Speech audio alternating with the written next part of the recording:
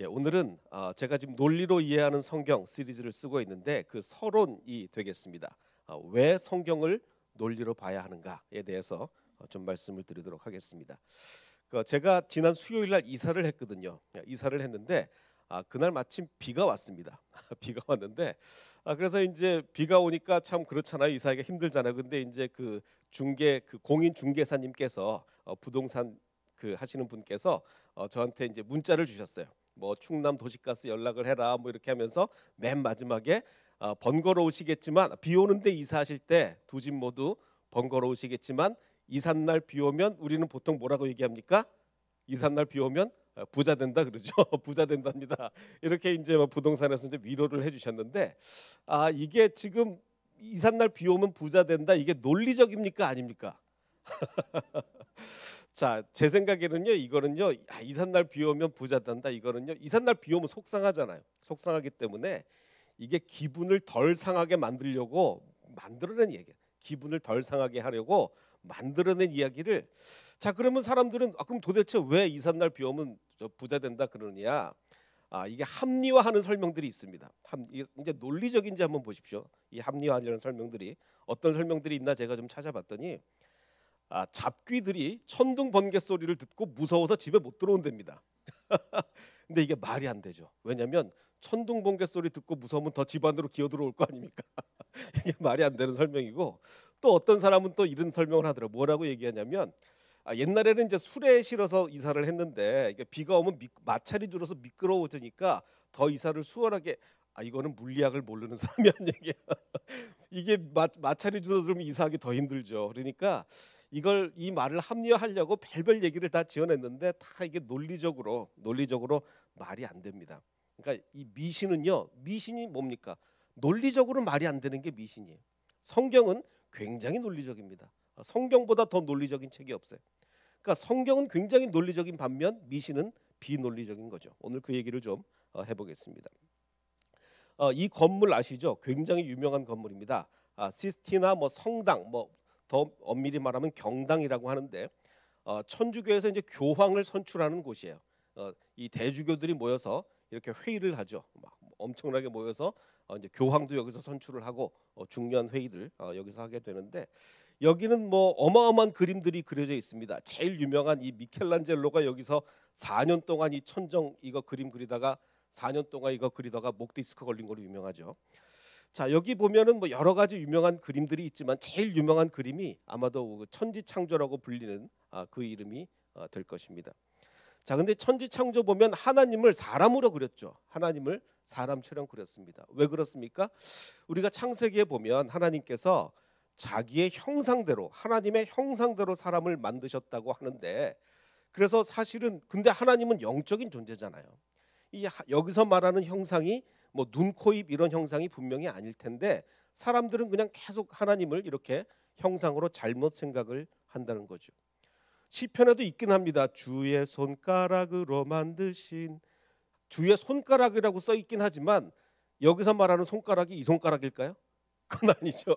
여기서 이거는 시적인 시편이잖아요. 시입니다. 시.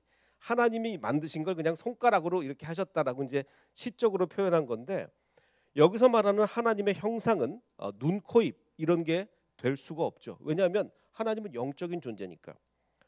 자, 그럼 도대체 하나님의 형상이란 무엇인가? 하나님의 형상은 뭐 신학자들이 많은 연구를 하기는 했습니다. 그래서 뭐 의로움이다, 거룩합니다, 선하십니다 이런 게 하나님의 형상이다라고 이야기를 하죠. 그리고 또 뭐 이것만 갖고 얘기할 수는 없습니다. 하나님의 형상은 워낙 이 차원이 높은 거기 때문에 자, 인간이 가지고 있는 모든 모습과 속성 중에서 좋은 것은 전부 다 하나님의 형상에서 온 겁니다. 인간 스스로가 좋은 거는 있을 수가 없고 우리 안에도 선이라는 게 좀 있잖아요. 우리 안에도 다른 사람을 위하는 마음이 있고 다 그런 게 누구한테 온 겁니까? 하나님의 형상에서 온 거예요. 그래서 인간이 가지고 있는 것 중에 좋은 거는 모두 다 하나님의 형상이라는 거죠. 자, 그럼 오늘은 이제 뭐를 살펴보려고 하냐면 하나님의 형상과 로고스와의 관계, 하나님의 형상과 우리가 잘 아는 그 로고스의 관계를 살펴보도록 하겠습니다. 저한테 모니터 좀 넣어주시고요. 자, 요한복음 1장 1절이 오늘 본문 말씀이었는데 이거 헬라어로 보면 이렇습니다. 헬라어로 보면 처음에 나오는 단어가 엔아르케. 엔아르케는 무슨 단어냐? 태초에 in the beginning. 엔아르케. 그다음에 태초에 계셨다. 그 로고스가.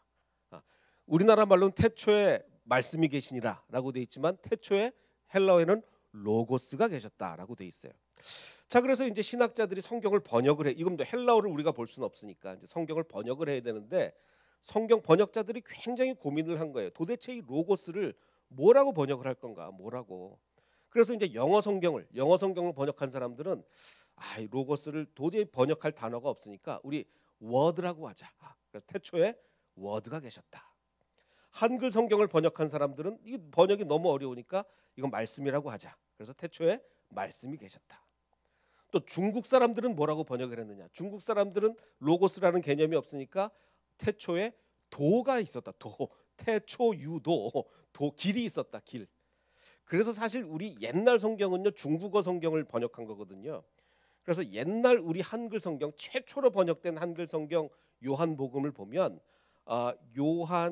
요한이 대1장 제1장에 뭐라고 써 있냐면 이 최초로 번역된 한글 성경입니다.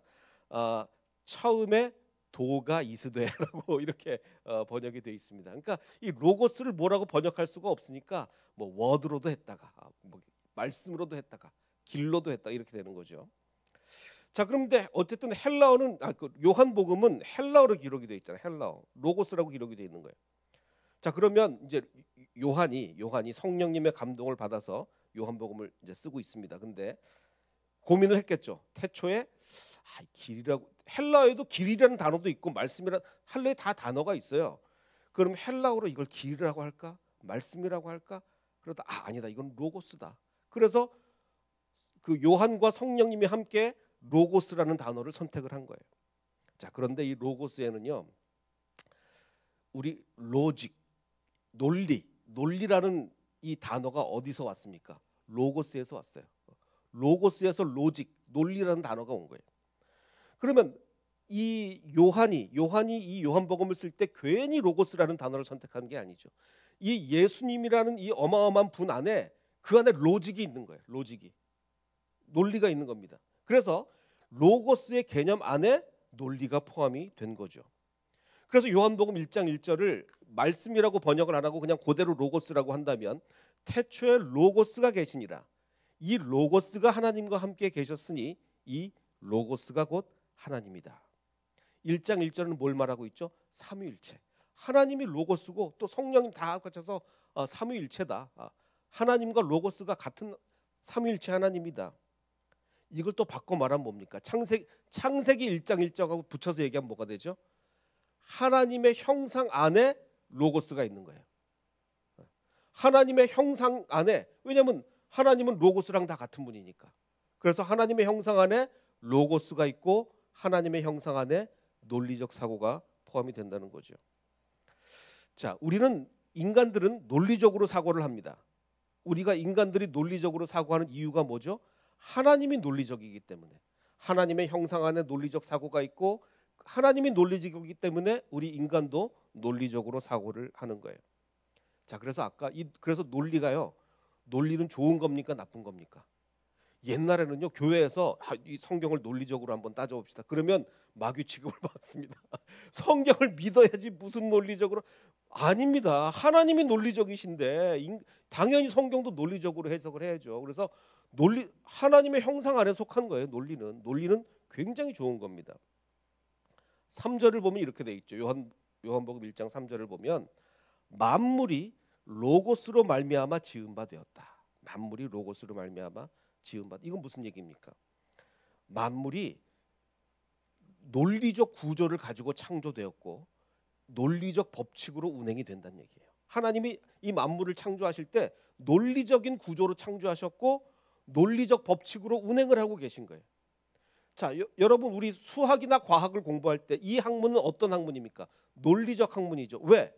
하나님이 자연을 논리적으로 만드셨으니까 그 자연을 연구할 때는 당연히 논리적일 수밖에 없죠. 논리적으로 창조하셨고 논리적으로 운행하시는데 수학과 과학을 공부할 때 당연히 논리적일 수밖에 없는 거예요. 자, 그러면 오늘 이 말씀의 중간 결론은 뭐냐? 중간 결론.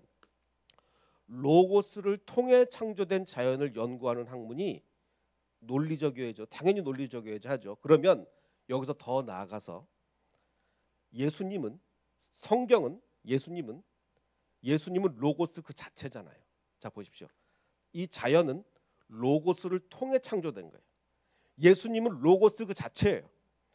로고스를 통해 창조된 자연을 연구하는 학문이 논리적이어야 한다면 하물며 로고스 그 자체이신 예수님, 그 예수님을 기록한 성경을 연구할 때는 더 논리적이죠. 그렇지 않겠습니까? 로고스를 통해 창조된 자연을 연구하는 게 논리적이어야 된다면 예수님은 로고스 그 자체인데요. 그러니까 예수님을 우리가 연구할 때는요 더 논리적이어야 돼요. 더 논리적. 근데 이제 문제가 있습니다. 어떤 문제가 있냐면 우리 인간이 범죄함으로 말미암아 하나님의 형상이 파괴가 됐거든요. 우리 안에 있는 하나님의 형상은 우리가 가지고 있는 선은 완전한 선이 못 돼요. 왜? 하나님의 형상이 많이 파괴가 돼서. 의로움도 완전한 의로움이 못 돼요. 많이 파괴가 됐어요. 마찬가지로 우리 안에 있는 하나님의 형상이 인간이 범죄함으로 인해 파괴됐기 때문에 논리도 우리 인간의 논리는 완벽한 논리가 못 돼요. 뭔가 우리 인간의 논리엔 빈틈이 있고 잘못된 부분이 있어요. 그래서 우리가 성경을 논리만으로 해석하면 안 되는 이유는 인간의 논리가 파괴된 논리기 때문에 논리만으로는 성경 해석이 불가능한 거예요. 자, 그래서 뭐가 필요하냐? 우리에게는 믿음이 필요한 거예요. 우리의 논리의 잘못된 부분, 하나님의 형상이 파괴돼서 논리의 잘못된 부분을 뭐가 채워주는 겁니까? 믿음이 채워주는 거예요. 그래서 우리는 하나님의 형상이 파괴된 만큼의 믿음이 필요하다. 이렇게 이야기할 수가 있겠습니다. 자, 우리가 성령이 충만하면 보통 우리 성령 충만 그러면 어떤 이미지가 떠오릅니까? 굉장히 이성적이고 합리적이 되는 거 떠오릅니까? 아니면 약간 이성과 합리와는 전혀 반대가 떠오릅니까? 우리는 성령 충만 그러면 뭔가 막 뜨거워지고 이성과 합리와는 반대 이 길을 생각하기 쉬운데 그렇지가 않아요. 성령이 충만하게 된다는 얘기는 하나님의 형상이 더 회복되는 거예요. 파괴된 하나님의 형상이 회복되는 게 성령 충만이에요. 그러면 당연히 더 이성적으로 더 합리적으로 생각을 하게 되는 거죠. 성령 충만은 결코 이성과 합리의 반대가 아니다. 더 이성적이고 더 합리적이 된다. 이런 얘기입니다. 자, 그래서요 예수님이 이 땅에 오셔서 하신 일이 뭐냐면 예수님의 설교를 들어보면요 예수님의 말씀 하나하나는 구약 성경을 논리적으로 바르게 해석해 주는 게 예수님의 설교예요. 구약 성경에 니네 어떻게 그렇게 비논리적으로 해석을 할 수가 있었느냐? 구약 성경은 너희들처럼 비논리적으로 해석하는 게 아니라 이렇게 논리적으로 해석하는 거야라고 그런 말씀이 예수님 말씀 거의 다가 그런 거예요. 한번 예를 들어볼까요? 이제 안식일에 제자들이 그 밀을 이렇게 잘라 먹었잖아요. 이삭을 잘라 먹었습니다. 그러자 이제 바리새인들이 막 제자들을 비난합니다. 안식일에 어떻게 그 이삭을 그렇게 잘라 먹을 수 있느냐 막 비난을 하니까 예수님이 뭐라 그러시냐면 니네 성경을 못 읽어봤냐? 니네 구약 성경 안 읽어봤어? 라고 하시면서 구약 성경에 하나님께서 나는 자비를 원하고 제사를 원하지 아니하노라 하신 뜻을 너희가 알았더라면 무죄한 자를 정죄하지 아니하으리라. 이게 무슨 얘기입니까? 야, 니네는 구약 성경을 보면서 안식일의 진짜 의미가 뭔지 논리적으로 해석을 못 하고 있구나. 지금 저 배고픈 사람들이 안식일 지킨다고 배를 쫄쫄 더 굶으면 그게 안식일의 원래 목적이겠느냐? 성경을 잘 읽어봐라. 하나님이 나는 자비를 원하고 제사를 원하지 않는다고 얘기를 했지 않느냐? 하나님의 그 사랑으로 이 배고픈 자들이 그 안식일에 이삭을 먹는 걸 하나님이 얼마나 잘 감싸 주시겠냐. 성경을 좀 논리적으로 해석해봐라. 예수님의 말씀이 이런 거예요. 또 그 다음에 바로 어떤 이야기가 이어지냐면 이제 사람들이 예수님을 공격하려고 안식일에 병 고치면 안 되는 거 아니냐. 안식일은 일하면 안 되는데 병 고치는 것도 의사한테는 거 일 아니야. 일. 안식일엔 병 고치면 안 되지. 이렇게 얘기하는 거예요. 그래서 한쪽 손 마른 사람이 있었는데 사람들이 예수님을 고발하려고 이렇게 얘기하는 거예요. 안식일에 병 고치는 것이 옳으니까. 안식일에 병 고치면 안 되잖아요. 그거 일이잖아요. 라고 하자 예수님이 뭐라고 얘기하냐면 예수께서 이랬지. 야, 니네 논리적으로 좀 생각을 해봐라. 어떤 사람이 이 양 한 마리가 있어. 근데 이 안식일에 양이 구덩이에 빠졌어. 그러면 그거 끌어내지 않겠느냐? 아니 양도 끌어내는데 사람이 양보다 얼마나 더 귀하냐. 그러니까 안식일에 당연히 선을 행하는 것이 옳지. 이거 니네 논리적으로 생각이 안 되는 거야. 그러니까 예수님이 지금 이런 분위기인 거야. 이런 분위기. 그러니까 예수님의 말씀 하나하나는 제발 좀 논리적으로 생각을 해봐라. 이런 거예요. 요즘 계속 우리 선생님들이 참 많은 어려움을 겪는다는 뉴스를 계속 듣습니다. 특히 얼마 전에 우리 대전에서 한 분이 돌아가셨죠. 바로 저기 우리 여기 아주 우리 가깝진 않지만 우리 교회는 대전의 남쪽이고 요 사건이 벌어진 건 저 대전의 저 북쪽인데 대전에서 참 그 교사 한 분이 돌아가셨어요. 그래서 많은 분들이 아쉬워했는데 이제 학부모들이 참 정말 좋으신 대부분의 학부모님들은 참 좋으시지만 일부 정말 이상한 분 너무너무 참 이상한 분들이 많잖아요. 근데 이 학부모들한테 막 시달리다가 이제 결국은 돌아가신 거예요. 자, 그런데 제가 이 사건을 이제 관심이 가진 게 대전이라서 더 관심을 가졌는데 그래서 이제 학부모들 신상이 공개가 됐잖아요. 어느 학부모가 그랬다 막 그래서 이제 사람들이 막 비난을 하니까 이 학부모가 아니다. 사실은 내 입장에선 사실은 이렇다면서 그 입장문을 쓴 게 있거든요. 저는 이게 뉴스에 나오기 전에 그 입장문을 읽어봤어요. 그랬더니 이게 해석이 안 되는 부분이 있더라고요. 어떤 부분이 해석이 안 되냐면 손이 친구 뺨에 맞았다. 그러니까 이 아이가 친구를 뺨을 때린 거거든요. 근데 이 엄마 입장에서는 내 아들의 손이 친구 뺨에 맞았다는 거예요. 이게 말이 됩니까? 저는 처음에 이걸 뉴스를 안 보고 먼저 입장문을 읽어가지고 내가 뭘 지금 해석이 왜 안 되지? 그랬는데 알고 보니까 이게 손이 친구 뺨에 이게 말이 되는 얘기입니까? 자, 그런데요, 여러분 이분의 입장문을 저는 읽어보면서요, 야, 이 구절뿐만 아니라 한 구절 한 구절이 이 사람 정말 잘못됐구나라는 생각이 들었어요. 한번 읽어보시겠습니까? 입장문이 이렇습니다. 내 아이가 이제 틱장애 증상이 생겼다. 그래서 왜 우리 애가 안 그랬는데 왜 그랬나 봤더니 학교에서 무슨 일이 있었던 건 아닐까 확인해 보니 아이가 교장실로 간 일이 일단 다 읽겠습니다. 교장실로 간 일이 어떤 게 정말 잘못됐는지 한번 생각해 보십시오. 같은 반 친구와 놀다가 손이 친구 뺨에 맞았고 이게 정말 말이 안 되죠. 손이 친구 뺨에 맞았고 뺨을 맞은 아이 입장에서는 당연히 아팠을 것이니 선생님께 말씀을 드렸고 그로 인해서 선생님이 상황을 정리하기 위해서 뭐 이렇게 해서 나중에 교장실까지 가게 되고 뭐 이랬던 얘기예요. 자, 근데 보십시오. 처음부터 잘못됐습니다. 틱장애가 생기고 우리 애가 왜 그런가 봤더니 확인해 보니까 교장실로 간 일이 있었다. 이거 굉장히 잘못된 얘기죠. 왜냐하면 무슨 일이 있었나 봤더니 우리 애가 다른 애를 때린 일이 있었습니다. 이렇게 나와야지 교장실로 간 게 문제라는 거예요. 나중에 우리 애가 교장실로 끌려간 게 문제지 우리 애가 다른 애를 때린 건 문제가 아닌 거예요. 그러니까 정말 잘못된 거죠. 그 다음에 손이 친구 뺨에 맞았다가 말이 됩니까? 말이 됩니까? 이거는요, 인간이 범죄함으로 인해서 하나님의 형상이 파괴돼서 궤변이죠. 궤변. 말도 안 되는 논리를 펼치는 거예요. 이건 우리가 인간이 범죄 안에서 하나님의 형상이 제대로 남아 있으면 절대로 이렇게 말도 안 되는 궤변이 안 나옵니다.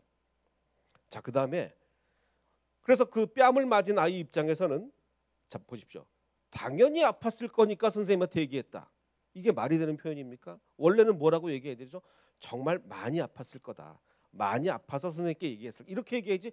당연히 아프니까 선생님께 얘기한 게 아니까 정말 잘못된 태도예요. 자, 그래서 선생님은 보십시오.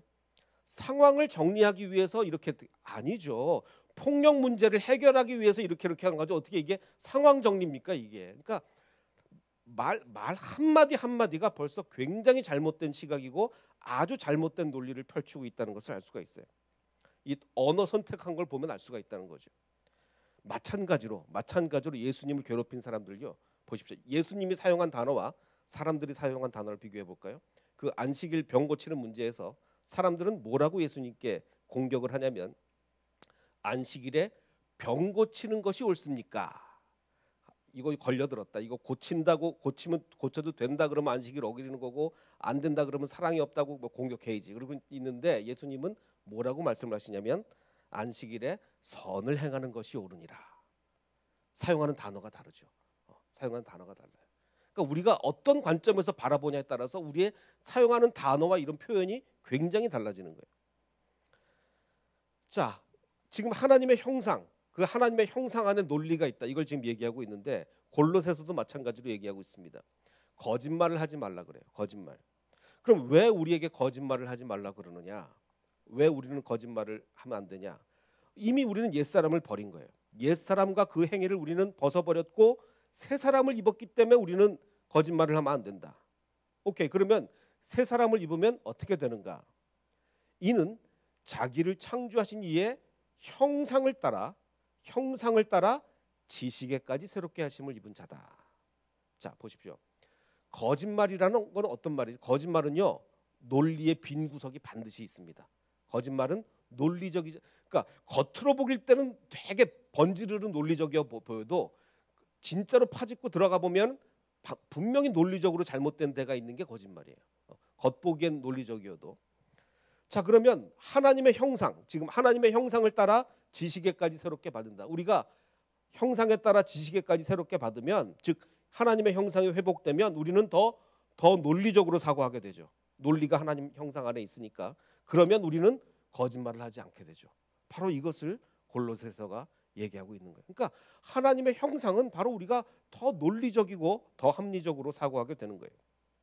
이게 정말 중요한 겁니다. 우리가 이제 인도의 종교를 보면 뭐 당연히 어떤 종교가 대부분입니까? 힌두교죠. 그래서 인도의 종교 분포를 보니까 그 한 80% 정도 되더라고요. 제가 안식월 동안에 좀 힌두교를 좀 공부를 했는데, 자, 힌두교가 한 80% 정도 돼요. 근데 원래 불교가 어디서 생겼죠? 불교가 인도에서 만들어진 종교예요. 인도에서.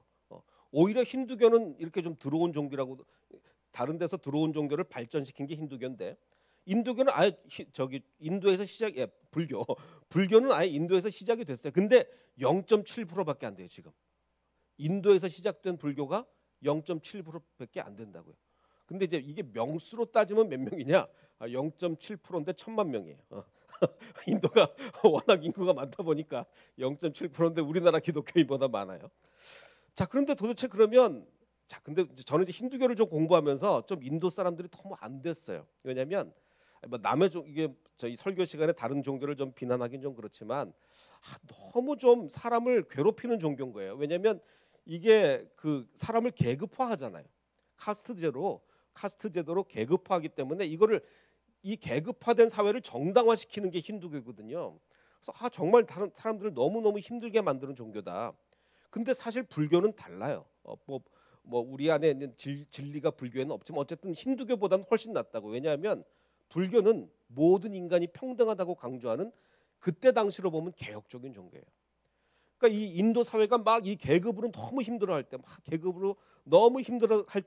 모든 인간은 평등하다 이렇게 나온 게 불교란 말이에요. 그럼 우리 생각에는, 야, 그러면은 불교가 나옴으로 해서 힌두교가 나오기 이전에 브라만교, 이 완전히 그 종교가 다 무너지고 불교가 다 장악하겠구나. 얼마나 좋아요. 모든 인간은 평등하다. 근데 그 반대가 됐어요. 불교는 아예 없어지고 힌두교만 남았어요. 왜 그럴까?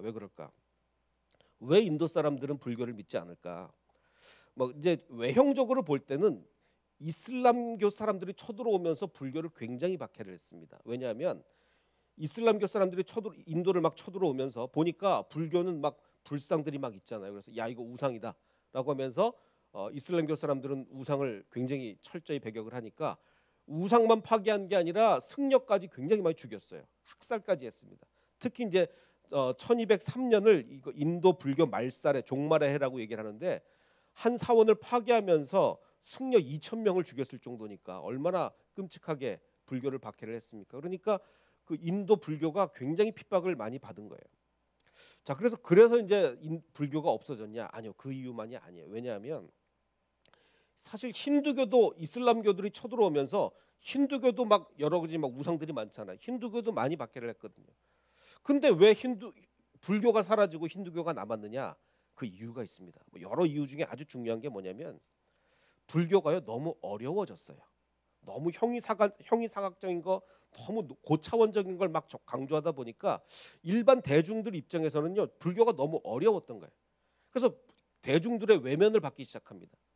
근데 힌두교는 오히려 힌두교가 더 이 대중들을 더 힘들게 만들고 더 이 낮은 카스트의 사람들을 더 힘들게 만드는 종교인데도 힌두교는요 어떤 식으로 접근을 했냐면 힌두교는 이런 뭐 결혼 의식, 제식, 뭐 제사 드릴 때 뭐 우리나라도 보면 유교 때 뭐 이걸 뭐 잔을 뭐 이렇게 몇 번 돌리고 뭐 이런 게 있잖아. 뭐 무슨 음식은 어느 쪽에 놔야 이런 것들을 막 만들어낸 거예요. 이런 것들을 막 만들어내 가지고 그거 지키면 축복받는다. 자 보십시오. 힌두교는 제사와 예식 등에서 여러 절차를 만들어냈어요. 그래서 야 니네 불교 얼마나 어려워. 불교 공부할래 봐. 뭐 니네가 그걸 다 이해해? 이해 못하잖아. 근데 힌두교는 얼마나 좋냐. 이것만 지키면 축복받아. 그럼 대중들 입장에서는요. 야 이거 힌두교 좋네. 불교는 맨날 공부해야 되고 내 머리도 뭐 무슨 얘기인지 하나도 모르겠는데 힌두교는 뭐 이것만 지키면 축복받는다는 거예요. 그러니까 대중들이 힌두교로 확 몰리는 거예요. 아 참 너무너무 안타깝죠. 그래서 오히려 자기들을 더 옥죄는 힌두교를 더 믿게 된 거예요. 자, 이걸 아까 그 이야기와 한번 비교해서 만약에 이건 우리나라에서 있는 얘기지만 이게 만약에 인도에서 이런 얘기가 있다 칩시다. 이사하는 날 비가 오면 부자 된다. 뭐 이런 얘기가 인도에서 있었다고 칩시다. 자, 그러면 불교는 이걸 어떻게 해석할게요? 불교는 아마 이럴 거예요. 무슨 소리냐? 날씨는 아무 상관없다. 욕심을 버려라. 왜 부자 될라 그러냐? 욕심을 버려. 이게 이제 불교예요. 그러니까 인도에서 사라진 거예요. 근데 힌두교는요. 만약에 이런 얘기가 인도에 있었다면 온갖 가짜 의미를 부여해가지고 야 비를 내리는 신이 있는데 뭐 어쩌고저쩌고 해가지고 뭐 그래가지고 이러면 니네 축복 받는 거야. 비 오니까 잘 됐어. 니네 축복 받은 거야. 이렇게 되는 거예요. 그러니까 불교는 인도에서 사라지고 힌두교는 인도의 주류 종교가 돼버리고 만 겁니다. 자 보십시오. 이 불교는요 왜 사라졌다고요? 옳은 내용이었는데 너무 어렵게 접근을 해가지고 대중들의 외면을 받은 거예요. 자 그래서 이제 제가 이제 이번 안식월 기간에 제가 너무 감사했던 게 제가 원래는 이제 오늘 설교가 사실은 이 논리로 이해하는 성경의 그 서론이 되는 건데 그 원래는 제가 그 전에 말씀드렸죠. 그 언제 이걸 쓰려고 계획하고 있었냐면 이제 은퇴를 하면 65세 은퇴를 하고 나서 이제 책을 쓰기로 했는데 그때는 사실은 제 대상이 신학생들이었어요. 연구 도서를 써서 우리 신학생들이 좀 더 깊이 있는 연구를 할 수 있게 만들기 위해서 이제 연구 도서를 쓸 계획이었는데 제가 이제 농내장이 오면서 이게 은퇴한 다음에는 책을 쓸 수 있다는 보장이 없으니까 지금 쓰자 해가지고 완전히 계획을 수정하게 됐습니다. 왜냐하면 제가 지금 목회를 하면서 책을 쓰는 건데 신학생들을 대상으로 책을 쓸 수는 없잖아요. 교인들을 위해서 써야지. 그래서 그래 쉽게 접근을 하자. 쉽게 접근해서 누구나 읽을 수 있는 책을 써야 되겠다라고 해서 책을 쓰면서 제가 이제 사실은 안식월에 이게 이 논리로 이해하는 로마서 이제 6개를 쓰려고 했는데 절반밖에 못 썼습니다. 왜 그랬냐면 이게 쉽게 쓰는 게 이게 더 어려워요. 쉽게 쓰는 게. 그래서 이거 썼다 지우고 이게 사실은 더군다나 제가 글도 잘 못 쓰는 사람이 이게 여러분 그냥 뭐 읽으시겠지만 제가 대부분의 문장을요 최소한 5번 이상 고친 겁니다. 한 번 썼다 지우고를 거의 다 문장마다 5번씩 다 썼어요.